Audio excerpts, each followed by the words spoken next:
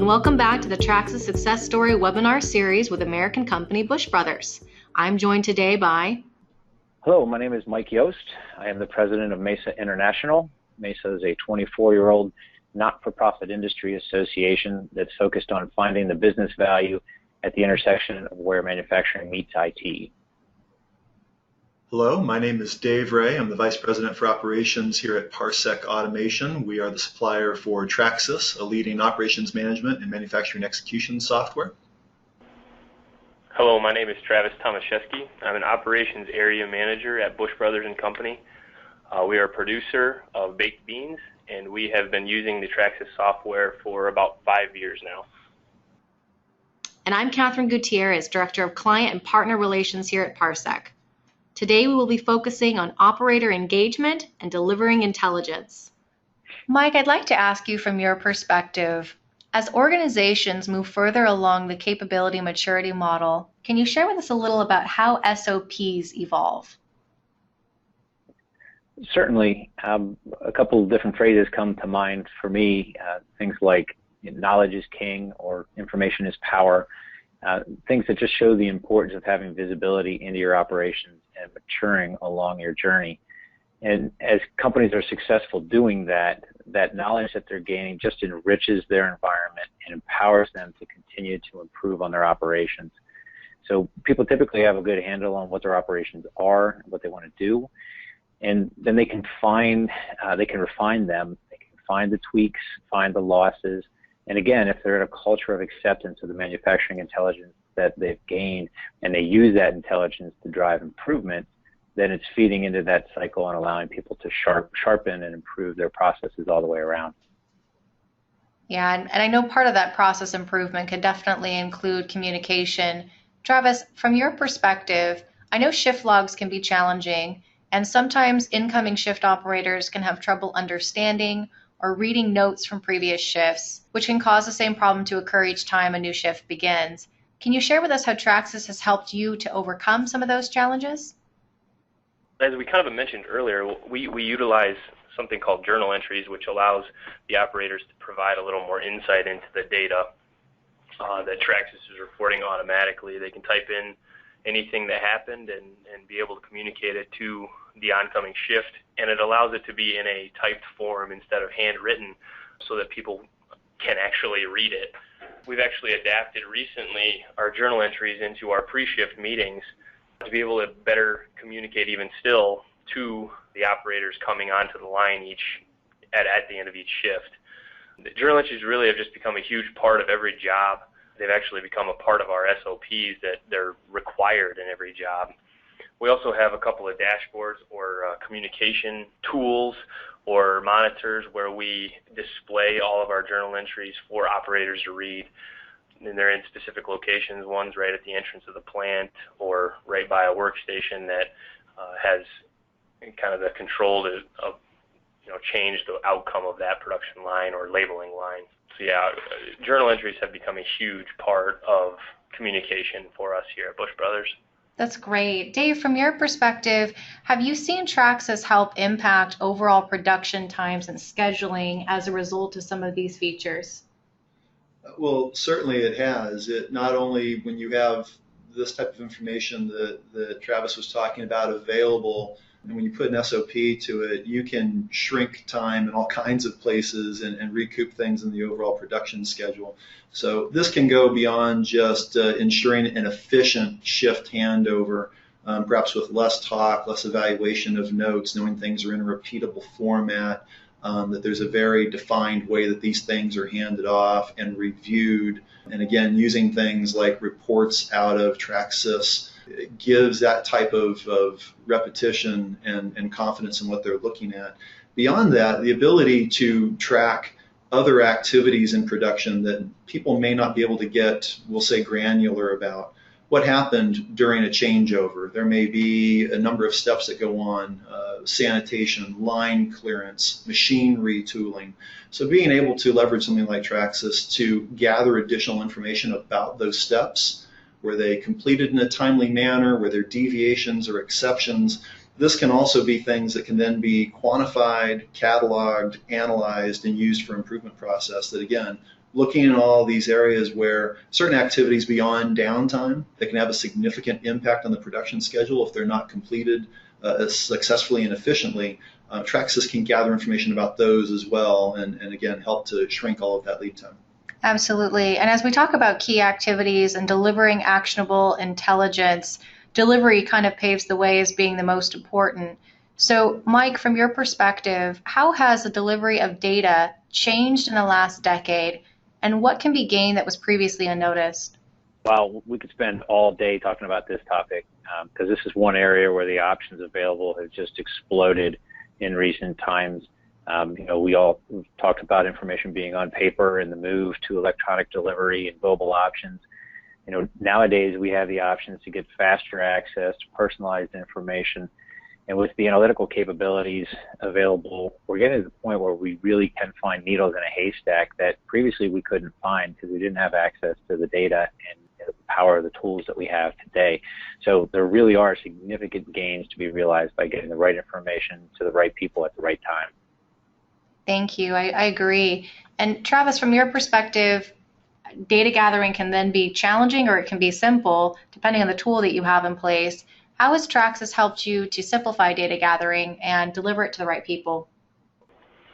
Traxxas has totally made huge difference for us here at Bush. Obviously it's all automated. It's put into dashboards. It's put into email reports that are fully customizable. They can go out to different levels and departments in the business and provide them with the data that they need to be able to make decisions that are applicable to their jobs. Corporate dashboards have slightly less detail than maybe what we see here on the plant floor, where they see a little more, how did we produce, what's the throughput look like, we're seeing what happened to the machine, what caused the downtime. In that data, did Traxxas help you identify bottlenecks? It did a little bit. We kind of had predetermined bottlenecks prior to the implementation of Traxxas to control our process, but we were able to use the data to be able to manipulate and know, is our bottleneck capable of more? Can we get more out of our other pieces of equipment to be able to increase the throughput on that bottleneck, which is causing us to slow our line down or do something different prior to or after that bottleneck. So it didn't really identify additional bottlenecks, but it gave us further insight into the bottleneck that we purposely put in place for process control. That makes sense. And it brings us over into operator engagement. And Mike, I'd love to get your perspective. How would you share is the best way to motivate operators? Well, I think that we've already heard several points about this today. Travis talked about showing the operators that their voice is important. Dave talked about Bush Brothers involving the operators in the screen designs. So I think you have to make sure to recognize the role and the power of the operators and their expertise. And as discussed before, I think having the support of leadership and working through any challenges and issues is also paramount. I've seen personally multi-million-dollar systems turned off or bypassed with the plant manager's blessings because their operators felt that the system was getting in the way of them doing their jobs. So I think it's really important to engage people early, keep them engaged, and as we already talked about, I think Travis and Dave have some good insights on the best ways to do that. I completely agree. And Dave, I'd love to get your perspective. You made a good point, Mike. What are some pitfalls to avoid, and what seems to work best for long-term ownership and improvement? We talked a little bit on a previous episode here about involving operators in certain aspects of the design of the system.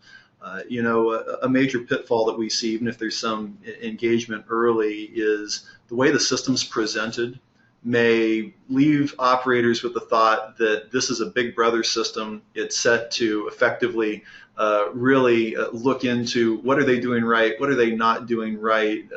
Big Brother is always watching.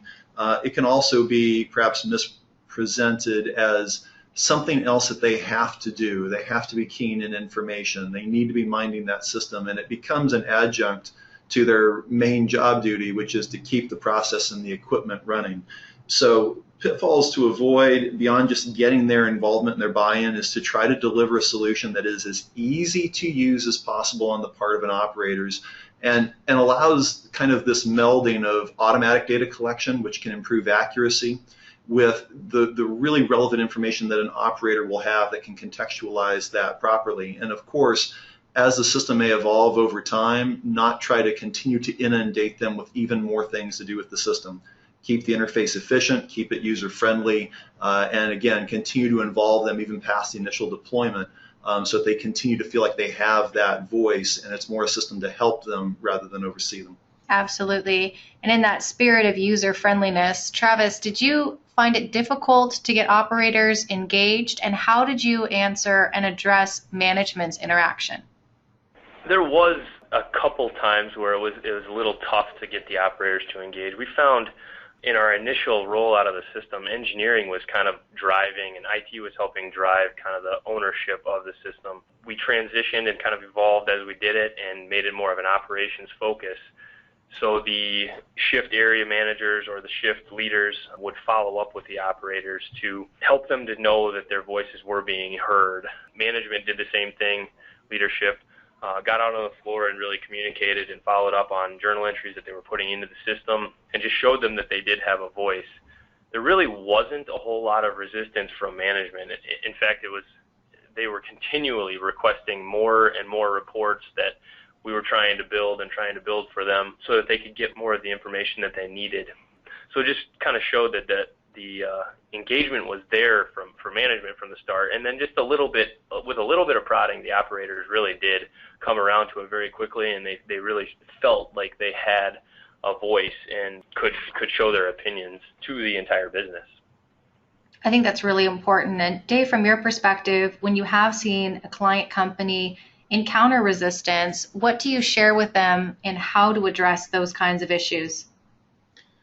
A lot of it is going to depend upon the culture of the company. There are some companies that, depending upon how they already engage and work with operators in other facets of the business, may have very specific approaches. There may also be ways that I will say they may wish to present and make data useful to operators. There may be some companies and factories where, because of either unionization or other factors, tying information directly to, say, a shift may not be the best way to present things versus something that might be a little bit more equipment-centric or process-centric. So sometimes some of that resistance may be, as I mentioned previously, about how an operator may be presented. And when you're able to contextualize and perhaps make information available to them that may be in a different light, that can be useful. And certainly engage them in what that system is going to do for them. If you can get the message across, the system adds value to what they're doing and maybe can make what they have to do a little bit more efficient, that can help eliminate some of these challenges to buy in.